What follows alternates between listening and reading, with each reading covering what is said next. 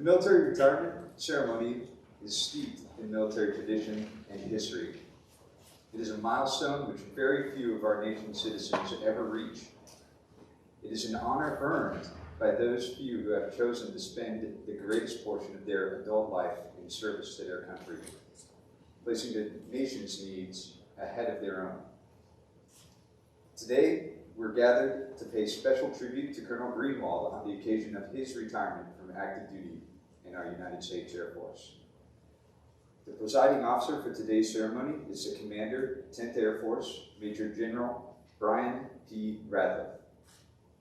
Ladies and gentlemen, please stand for the arrival of the official party and remain standing for the playing of ruffles and flourishes, the presentation of the colors, and the playing of our national anthem and the invocation.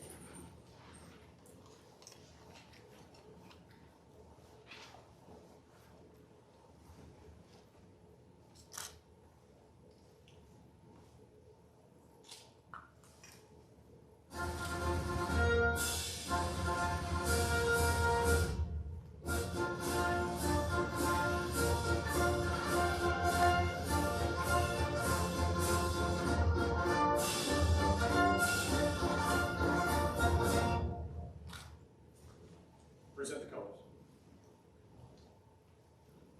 Stand by. Go! Attention. Ho! Forward. Ho! Forward.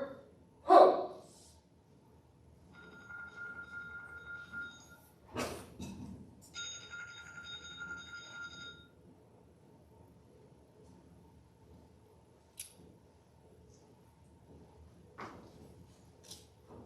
Mark. Time. Go. Ho. Present. Ho.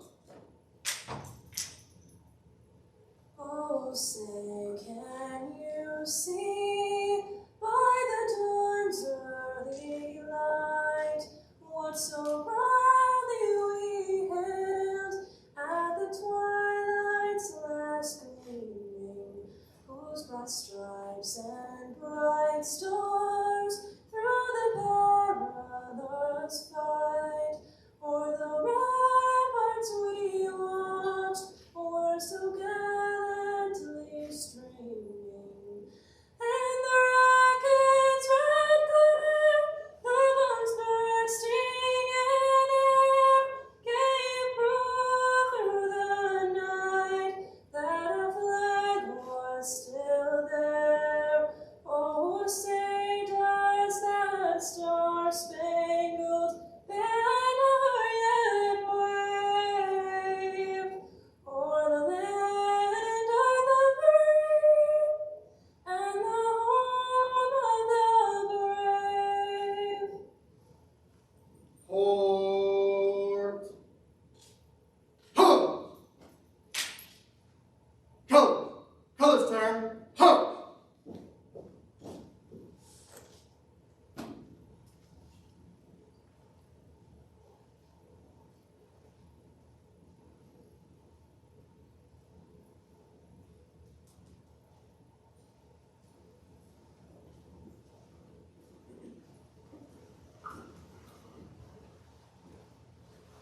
Please join me as you feel led or follow along as I pray. Gracious and merciful God in heaven, for us 32 years is no small thing. From the hard-working ranch days of Wyoming to reach the far-reaching skies and the wild blue yonder, through hardships and struggles we can only ponder. You have guided every step, thought, and flight for Colonel James Greenwald. You provided in your might. Thank you for his experience from working cattle to lead airmen through many a different battle. Thank you for Paloma, Oliver, and Garrison. Please show them your plan and provision. May they rest in your grace and guidance, to trust in your wisdom and providence. Please continue to lead and bless, for we know you have plans and purpose. We pray in your good and holy name for this blessed and grace today. Amen. Please be seated. Thank you Rescue Honor Guard, Senior Airman Knudsen, for that beautiful rendition of the national anthem. Please give her a hand before she leaves.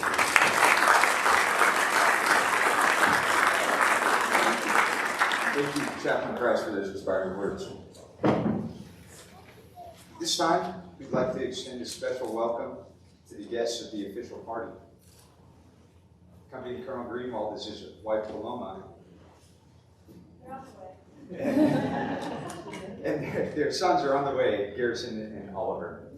Also, his mother, Mary Ann, is with us, and his extended family as well. Thank you for being here. We would also like to welcome our distinguished guests and honored visitors. The Command Chief, 10th Air Force, Chief Master Sergeant Jeremy Malcolm, accompanied by his wife, Tracy. The Commander, 56th Fighter Wing, Brigadier General Gregory Kreuter. The Command Chief, 56th Fighter Wing, Chief Master Sergeant Daniel Weimer, accompanied by his wife, Maria. The Commander, 944th Fighter Wing, Colonel Mark Van Brun. The Vice Commander, 944th Fighter Wing, Colonel Sean Rosas.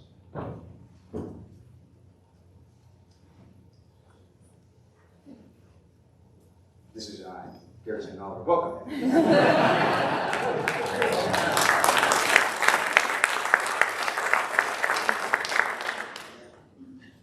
The Command Chief of the 944th Fighter Wing, Chief Master Sergeant Aaron Buchanan, and the President of the Archer Axel, Arizona Chapter, Tuskegee Airmen, retired Colonel Richard Tolliver, his wife Peggy, I think they were here earlier, and the Director of the 56th Fighter Wing Range Management Office, Mr. Charles Buchanan.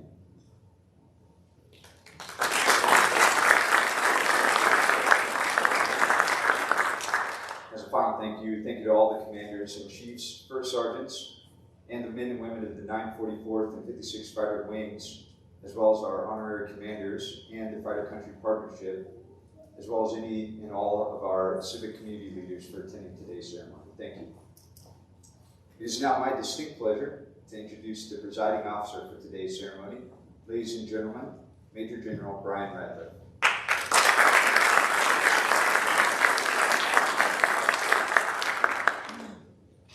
Welcome, guys. It's a hell of an entrance. I don't know, did your dad tell you you were going to have to sing the national anthem? That's why we had this, our stunt double from this morning come in? Or? Lost my voice, sorry. Apparently not. I will not lie, cheat, or steal. Bring out that handbook, hey, Dad. Just getting started. Well, I gotta tell you, this is really a pleasure for me, first of all, because most all of you heard me blather on this morning and all the things that I tend to talk about. We're in a proficiency advance, since we're talking about training right now. We're in a profit advance, and I'm gonna get rid of most of that stuff. We're gonna get right down into the mission. How's that? Thank you. Yeah, I heard the collective. This is interactive. We're gonna have a little bit of fun. I missed the retirement dinner, probably because I didn't get an invitation, but that's I was busy that night. It's not. I still didn't get an invitation. Because I like to have these events where you have a chance to roast each other. Because 32 years of service and all the good things that we put on the resume and the Bible, there's so much we don't put in the resume and the Bible. Stories, anecdotes, opportunities, laughable moments. And I missed all that. I like to make fun of you. I don't like to be made fun of.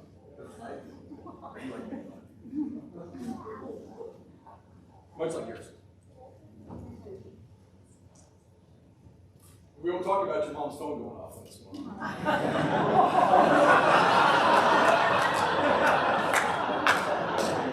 Love you, Mary Ann. All right. Okay, now that everybody's loosened up a little bit, we're gonna get right after it. I'm gonna talk about a guy who spent 32 years in uniform, and it turns out when we look at the bios, we're the same age. We graduated Potsdam senior year. I think we were the class right after the numbering. So he's filled a lot more hours than I have, done a lot more combat time than I have. He spent a lot more time at Hill than I have, and it's been a pretty good career, pretty good one. So there's just a couple of notes I really want to focus on, and the reason I've got the paper up here is because it's in a font I can read. It's about this length, but I really want to give the majority of the time over to Brock because it is his day, and hopefully he'll say some of the things he said the other night at the party I was invited to. But he was. No, I wouldn't.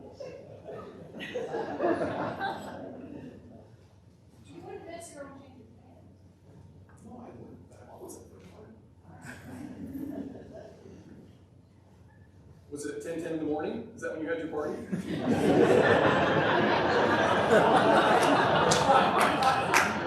14 nonstop today between these two places. I don't know.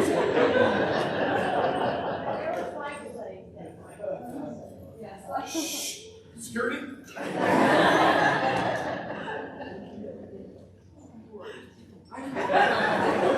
know what you're saying. Who invited this guy?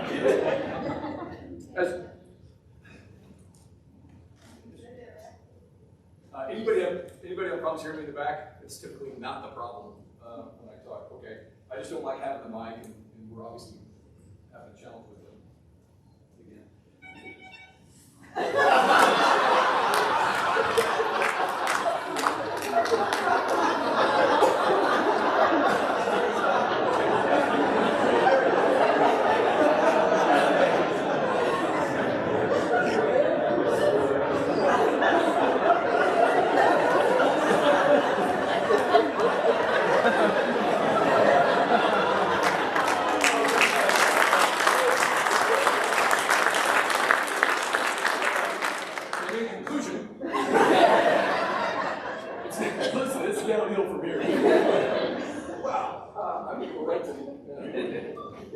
So some of the couple things you get to know, I've known Rod for a couple of years from our other field, but some things you don't know about. You know, he was born in Oklahoma, and then he moved. Come on in, guys. Come on in. Good. All right. He was born in Oklahoma, and he moved to Wyoming when he was 5. And the way I understand it is he wanted to be a show rodeo man. He could be a show cowboy. That was his lifelong dream.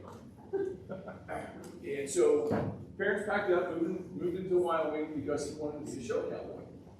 And I guess the only way you could really be a cowboy is finally by going to the university and making that dream come true. It wasn't a show cowboy, but I guess it was the best you could do. But growing up on a farm, one of the things he put in his remarks I thought was interesting because, again, when I read these things, I learn about people. There's a lot of things you just don't know, even as closely as we work together at Hill. He said it was quite an opportunity for him to go to the ski slopes, have all his gear on, and proudly, as most chick magnets do skiing down the hill, proudly display the kelp seed, pioneer seed, so they knew he was a farmer. So into the ski jacket, I don't know, if you go to into the alterations place and say, please, take my $400 ski jacket of the pioneer seed and the kelp seed patches on, because the chicks just absolutely dig it. But true to his word, he's a farm boy. Okay, you learn, you grow up driving tractors, welding, making things, and that skill comes in very handy. So during his time at Hill, I think you had an entire woodworking shop with a lathe and turning and all that stuff, right? He would make some fantastic display boxes, some of the best I'd ever seen. Take his own time to do that for the people, for retirements like this, for going away, and really just taking time out of his day, his effort, because it's a passion that he loved, but I think more importantly, because it really meant something to the people he was providing the gift to. And that's just a testament of really who he is. All kidding aside with the ski slopes and the funny jackets and things like that. But I think it's that upbringing, growing up with a little hard scrabble on the farm, probably some tussles with your brother, I'm guessing once in a while, brought the character that you have with you today. And I think we're all very much grateful and thankful for that. Went to the pilot training class I couldn't get into at Shepherd. I applied, I was denied. Not good enough, apparently. And here you are going to Shepherd, and it worked out pretty good for you. So congratulations on that, and you're were able to succeed wildly. He'd been to Korea, Shaw, Luke, Hill, and then back to Hill, which is where I met him many years later after flying to Piper. So we went out and I don't know how many times we flew together, but every time he kicked my ass. I'm sorry. He showed me the finer points of basic fighter maneuvers. Slow to assess and adjust. I think it's the way the debrief went. Every time.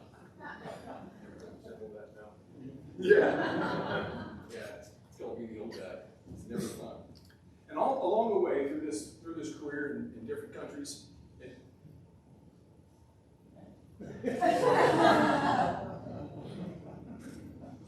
Not going to ruin that picture. Along the way, he met, certainly, we all know it to his own testament, his much better half, Paloma. Two great kids. I don't know, watches for Christmas, something like that. I don't know what happened.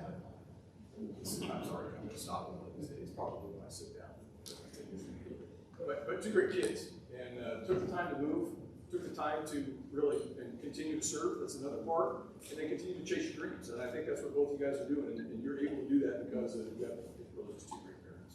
So thanks for the time that you guys have done in service and supporting him and allowing him, especially these last couple of years, to do a whole lot more moving than I think you all had envisioned or thought about, right? But you've done great work. You've done what we asked you to do. You commanded and you led the OSF superbly well. We asked you to go up to Langley and do a little staff work, and you ended up doing even better than we thought you would at that level. Just because it's hard work and you got to have a passion for it. And I think once you got there, you found a passion, and it was a little bit of arm twisting, a little bit of convincing. But I think you guys embraced the opportunity to go, let's look at a different part of the country. Let's go explore. Let's see some different things. And I admired that. I thought it was a great opportunity, and I see you nod your head, but boys, I hope you got some good learning out of it as well. So good experience, and now you get to come back down here. This fantastic weather we got here in Phoenix. So thanks for that. And then one of the hardest tasks I think I gave Grada was up at Hill. We were coming up on our 60th anniversary of the unit being at Hill. Kind of like when it is here. There have been a lot of different names over the years where it started, but the reserve actually started at Hill, and we celebrated the 60th anniversary. And I stood up at the staff meeting. I said, "Listen, I got this idea." And everybody said,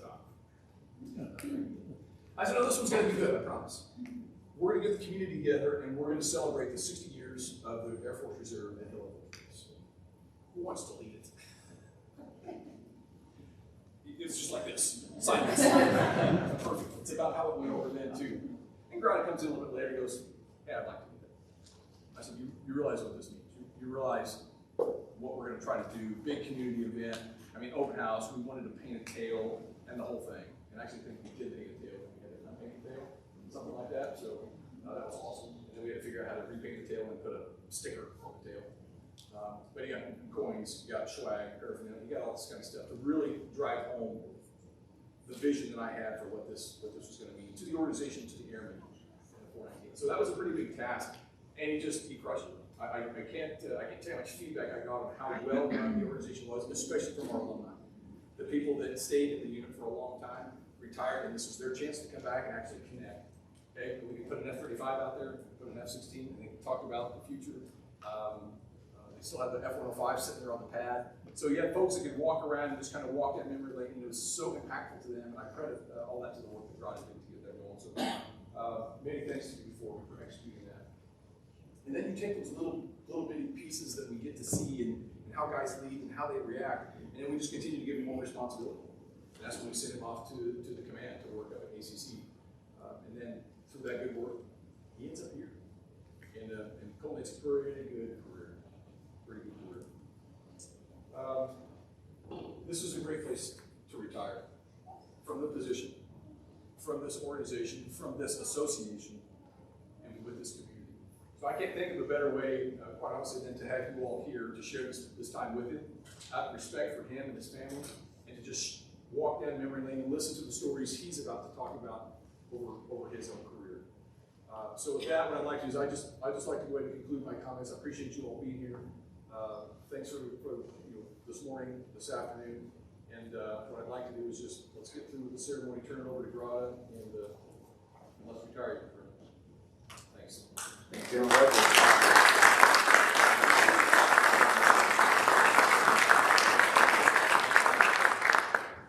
Major General Radcliffe will now retire Colonel Greenwald. Publish the order.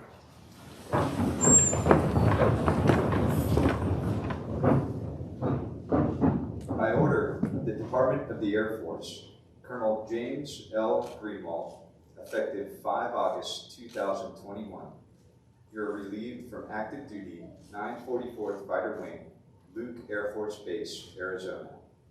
Retired effective 6 August 2021, per Air Force Instruction 36-3203, in the grade of Colonel, by order of the Secretary of the Air Force.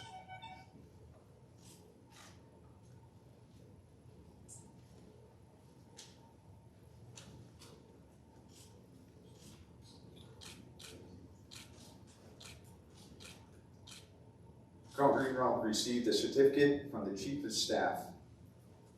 It reads, "To all who shall see these presents, greeting. This is to certify that Colonel James L. Greenwald, having served faithfully and honorably, was retired from the United States Air Force on the 6th day of August, 2021, signed, General Charles C.Q. Brown, Chief of Staff, United States Air Force."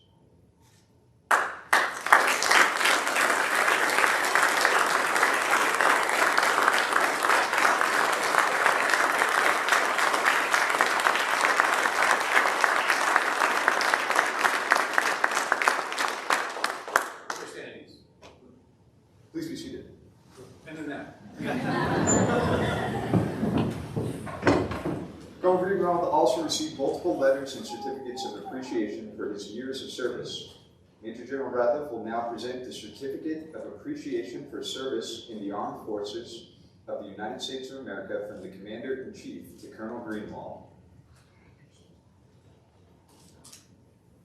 Colonel James L. Greenwald, I extend to you my personal thanks and the sincere appreciation of our grateful nation for your contribution of honorable service to our country.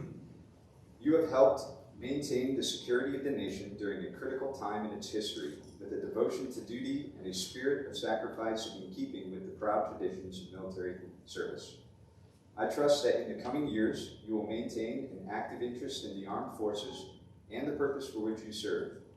Those who follow in your footsteps will draw inspiration from your commitment, dedication, and sacrifices made to ensure the protection of our American freedoms. My best wishes to you for happiness and success in the future, signed, Joseph R. Biden, Jr., Commander-in-Chief.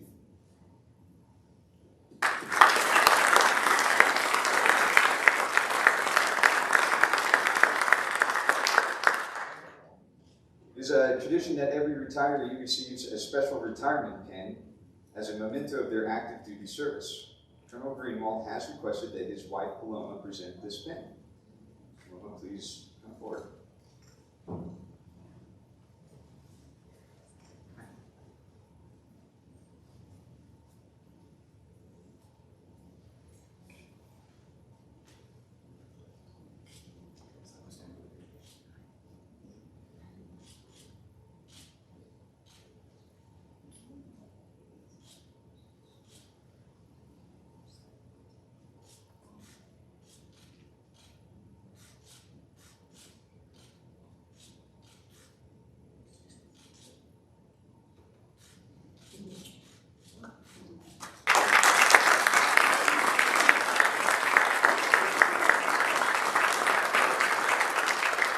Ladies and gentlemen, General Radcliffe will now present the Air Force Certificate of Appreciation to Mrs. Greenwald.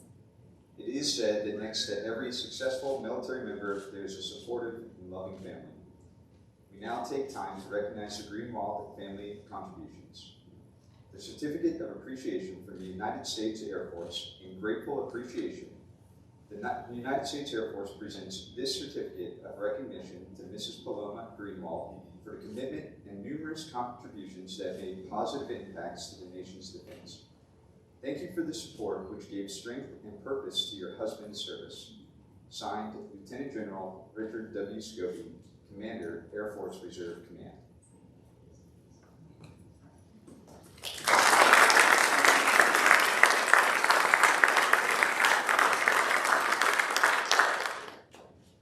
We'd also like to recognize the contributions of Colonel Greenwald's sons, Garrison and Oliver, who are here.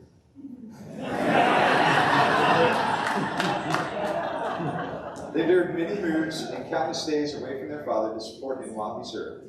Garrison and Oliver, will you please come forward?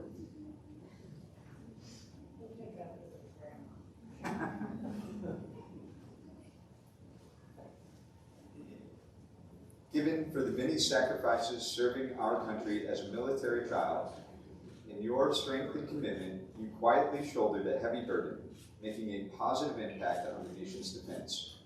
Your sacrifices included missing special moments with your father and saying goodbye to countless friends, some as close as brothers and sisters.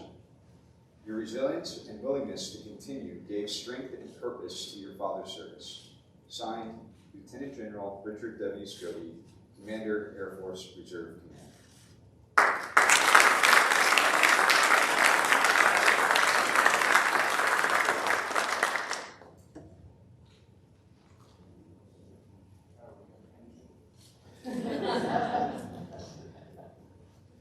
Thank you, General. One last. Thanks.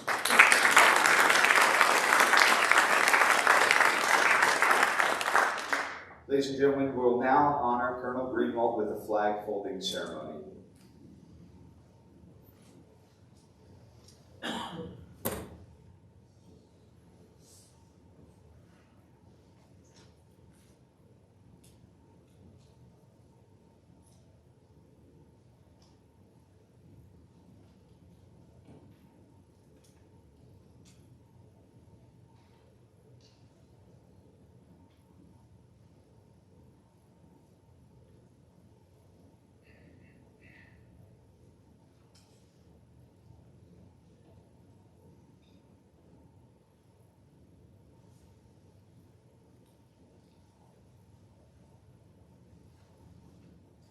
For more than 200 years, the American flag has been the symbol of our nation's unity, as well as a source of pride and inspiration for millions of citizens.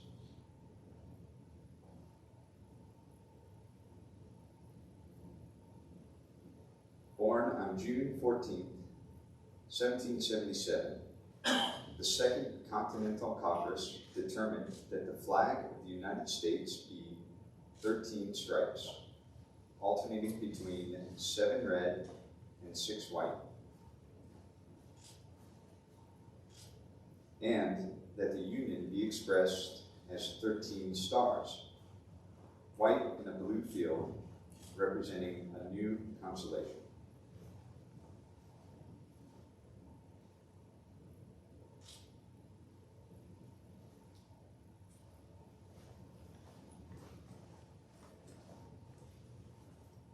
Between 1777 and 1960, the shape and design of the flag evolved into the flag presented here before you today. The 13 horizontal stripes represent the original 13 colonies, while the stars represent the 50 states of the Union. The colors of the flag are symbolic as well. Red symbolizes hardiness and valor. White signifies purity and innocence. And blue represents vigilance, perseverance, and justice. As a symbol of liberty, the American flag has carried the message of freedom and been an inspiration for peoples both home and abroad.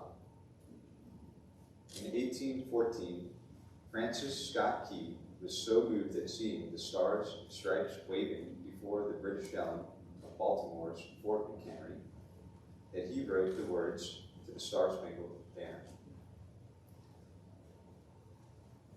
In 1892, the The flag inspired the socialist minister, Francis Bellamy, to pen the original Pledge of Allegiance. Over the years, it has evolved to become our most famous flag salute and a solemn patriotic oath. In July 1969, the American flag was flown in space when Neil Armstrong planted the Stars and Stripes on the surface of the moon. Today, our flag flies in the constellation of Air and Space Force satellites that circle our globe, and on the tail flashes of our aircraft flying over every continent and every ocean of Earth. It flies over the peaceful nations of the world, and it flies in harm's way over despotic nations and regions promoting democracy and freedom wherever it flies. The sun never sets on our U.S. Air Force, nor the flag we proudly share.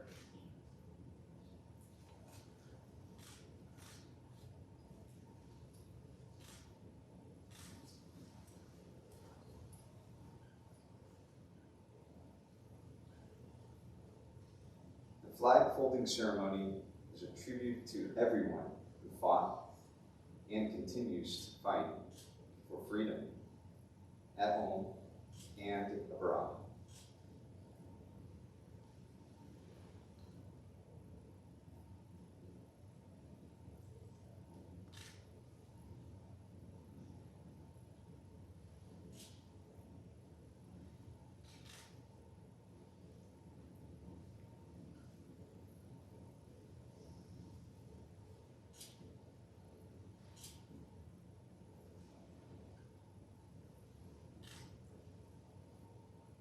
Today, by displaying the flag and giving it its distinctive fold, we show respect to the flag and express our gratitude to Colonel Greenwald's 32 years of service.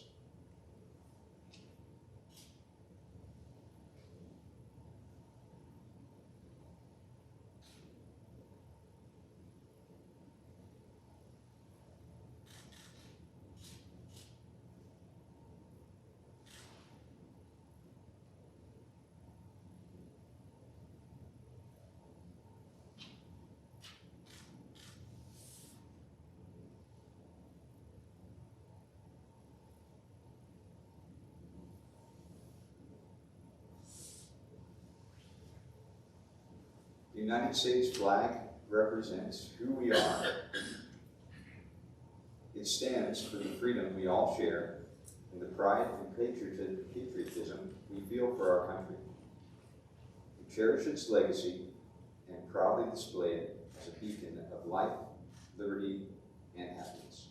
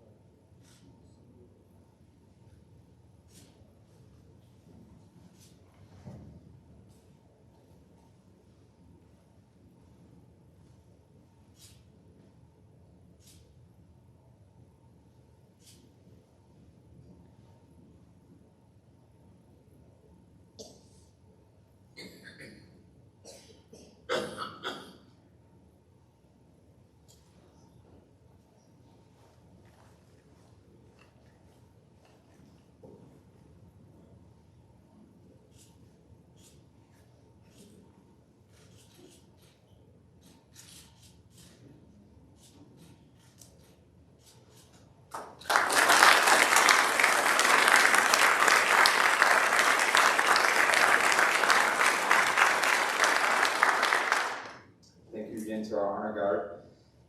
A true leader has the confidence to stand alone, the courage to make tough decisions, and the compassion to listen to others. Colonel Greenwald did not set out to be a leader, but became one by the quality of his actions and the integrity of his intent. Ladies and gentlemen, the United States Air Force is proud to present our guest of honor and our newest retiree, Mr. Colonel James L. Greenwald. United States Air Force.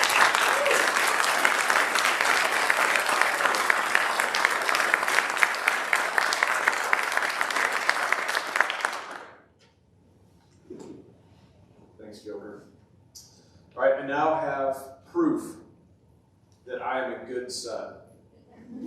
Documented proof that I figured out technology long ago to set an automatic call mom feature on my phone at 1500 every Sunday. And now it backfires.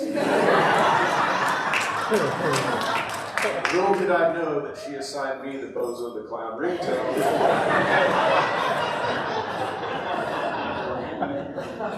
But the shoe fits, I guess. So this is, for many of you, this is going to be the third time listening to me speak, and that's definition of cruel and unusual, so I will attempt to mix it up a little bit. Thanks are in order at the top of the list. So, in order of priority, I always give thanks to my Father in heaven first and foremost. I know it's not my plan that's at work, and whether it's a win or a lose for me, whether it's a challenge or a reward, I lift his name up in praise for whatever role he would have to play in his plan. So, thanks to him first. Then, next in priority, my sweet wife, Paloma. Thanks again for always supporting me, 32 years. Not quite 32. You joined 25 ago, so we're going on 25 consecutive failures to win Father of the Year, Husband of the Year, and a lesser number of Father of the Year failures. But there's hope for next year. I thank you for your patience and your love and continuing support. You're my best friend. You're my perfect companion, partner. Thank you. Couldn't have done any of this without you. Love you. The boys, I'm glad you're here. Thanks.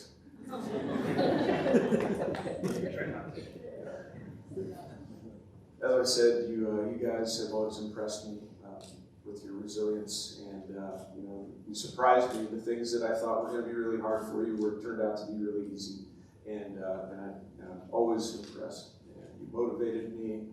You have inspired me along the way, and I couldn't be prouder of both of you.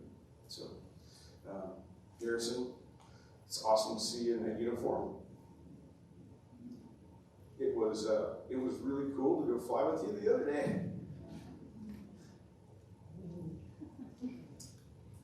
Let's do it again sometime. Oliver.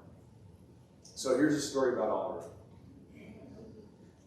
Kids say the darndest things, right? So Oliver was much younger, and I had come home from a deployment a while ago, several deployments ago, and it had been like any other deployment, and things had happened, and when we finally got together, we were all very happy, and obviously it was good that Dad was home, and Oliver asked me, he said, when are you going to not deploy anymore? And I said, well, probably when I retire. And so then after that, for about the next 4 years, about every quarter, he would ask me, Dad, when are you going to retire? And today.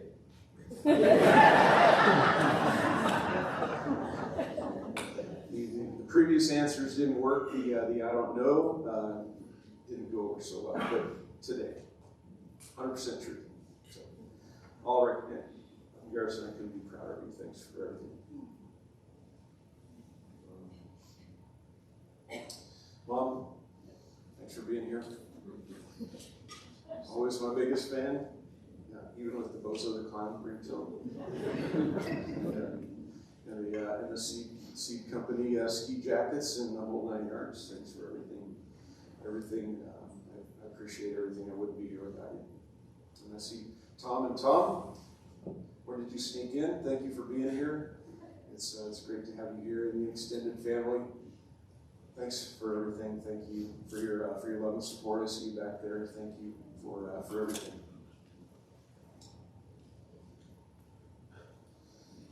Joe Radliff, I said thanks earlier. Thanks for your friendship and mentorship along the way. It means a great deal. General Kreuter, Chief Weimer, you and your team, great partners. Thanks for everything. This has been a fantastic run, and I can't imagine how it could be better. So thank you for your partnership and your trust and your friendship along the way. Thanks for the whole team.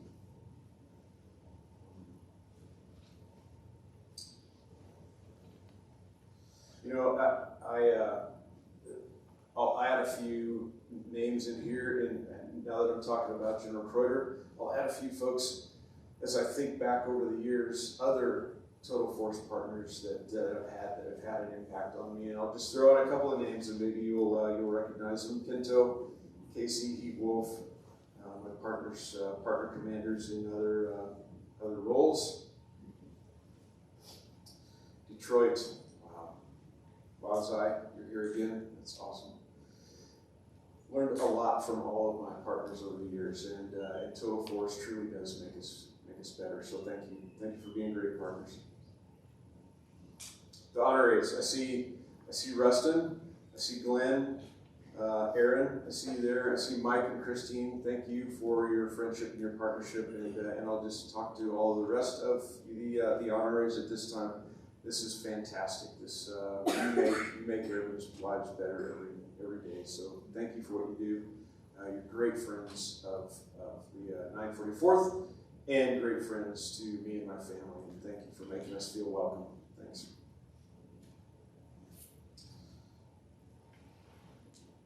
Chaplain Christ, always a pleasure. Where'd you go?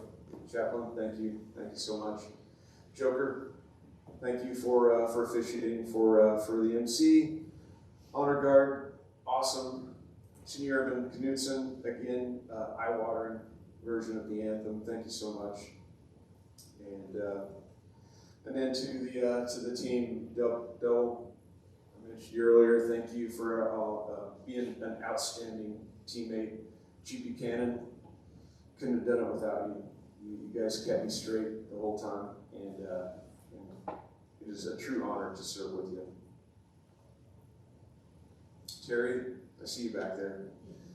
PT, Jeff, front office staff, awesome. Thank you for carrying me through this thing.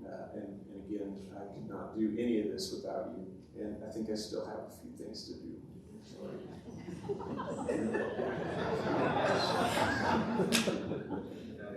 Yes. Yeah, she's shaking her head. All right. So some other things, folks, I would like to thank. Mentors along through the years. Batman, General Batnich. Wow. General Ratliff already talked about you. Shooter Smith, Poacher, Funk, McFly, McFarland, Beldar Ogren, Gumby Schneider, Monk Miller, Turf Over Turf, and then a whole slew of chiefs. Chief Malcolm, thank you for keeping me straight. Chief Buchanan, and then someone's going way back, Micah Rossi, Lindsey Klein, and a new chief, Ken Kowalczyk. I cannot be Ski the Chief. He was my first senior enlisted advisor, and all of those folks taught me along the way what it's like to lead, and I owe them a huge debt. So thank you. And finally, I talked about family. I'm going to say some names. I see you back there, Uncle George, Robin, Aunt Wanda, Aunt Dorothy. Thanks for being here. I see Daryl. Thank you. Thanks for being here. And then John and Kathleen. Thank you. I know you guys made a trip, and it's an inconvenience, but hopefully you're entertained today. So we try to liven it up. Thank you. Okay, that's where I'm going to stop on my thanks. The rest of this, again, like I said, you've heard me talk 3 times now, and this is what we call a Dos Equis ride. I've booked the first 2, and hopefully I can win the debrief on this one. So as I look back on 32 years, one of the things that we do when we send somebody out of the service is we have to provide a characterization of their service, and typically it's something really benign like honorable, other than honorable, or general, those things. So, but those, I was looking for different words. So I was looking back at how I would characterize my service, and the word that came up to me is workmanlike. And I think that if I look back at myself, that's how I would characterize. Very flashy, very non-calling attention, kind of always striving to be the quiet professional in the background and just getting stuff done. And that's how I would sort of characterize myself. But workmen generally are striving for something, and there's a higher level of that I would call craftsmanship. So that's what I would say. Those two words, workman, like striving for craftsmanship. And so I'd like to talk a little bit about that. And General Radcliffe, you kind of hinted at my penchant for making things. Those of you who know me know that I am fascinated by things that involve craftsmanship, whether it's making exquisite cards, meaningful and beautiful cards for people out of ordinary pieces of paper, or turning barley and malt into beer, or turning grapes and sugar into wine. 1962 Chateau Tour, yeah. Craftsmanship involved there for sure. Whether it means turning pieces of wood into something beautiful and useful, and or something like turning a lump of clay into one of the most capable fighter pilots on the planet. All of those things involve craftsmanship. And so as I think about that, in order to make something extraordinary out of ordinary things, it requires something more than just skill. It requires a combination of skill and love. And so as General Rowd mentioned, I had a workbench where I turned pieces of wood, usually into just smaller pieces of wood. But I always strove for that special combination of skill and love to make something extraordinary out of something ordinary. And for inspiration, I kept two things on my workbench. One of them was an autographed picture of Norm Abrams from the New Yankee Workshop, and that's 100% true. Yep, autographed. Nobody knows who that is, but us woodworking nerds. So the other thing was a poem. I kept a poem in my workbench, and I've now lost officially all the fighter pilots in the room. Because I said, and it wasn't even a limerick, but I'm going to share it with you today because it kind of goes along the theme of what I'm talking about. It says, things that men have made with wakened hands and put soft life into are awake through years with transferred touch. And they go on glowing for long years. For this reason, some old things are lovely, warm still with the life of forgotten men who made them. And so that's my inspiration there, because it kind of gets at the things that are required to make something extraordinary. And it also gets one further, the fact that to keep it in perspective, craftsmanship is important, but it's the craft. It's the product that is more important than the craftsman. And so as I talk about that today, I would just say that if we approach our craft that way in this profession of turning pilots into fighter pilots, of turning airmen into leaders, turning ordinary people into extraordinary people, if we approach our craft that way and strive to have wakened hands as we do it, then we will truly create something extraordinary. And I would ask that as I step off the stage, that I would ask that you continue to do that. Continue to hone your craft. Don't be afraid to put your life into your craft. Because if you do, and I'm not claiming that I achieved it, but I know that some of you have. I know some of you have found that magic combination that does result in something extraordinary. And so I would say, don't be afraid to put life into your craft. Because long after we're gone, that product is going to continue to live. I know that I am the product of mentors that went before me. I talked about some of them. And I'm here today because of the DNA that they left on me, the fingerprints that they left on me. And I'll just say that the fingerprints that you leave on the pilots you train, on the airmen that you mentor, on the leaders that you develop, are going to far outlast you, and that is going to go on through the years, and so for me, that's how I look back on this 32 years. Is I'm happy to be the forgotten man who hopefully left a fingerprint on somebody that will go on glowing for long years. So I will end with that, and I will say thank you to all of you. It has been an incredible privilege to serve for 32 years.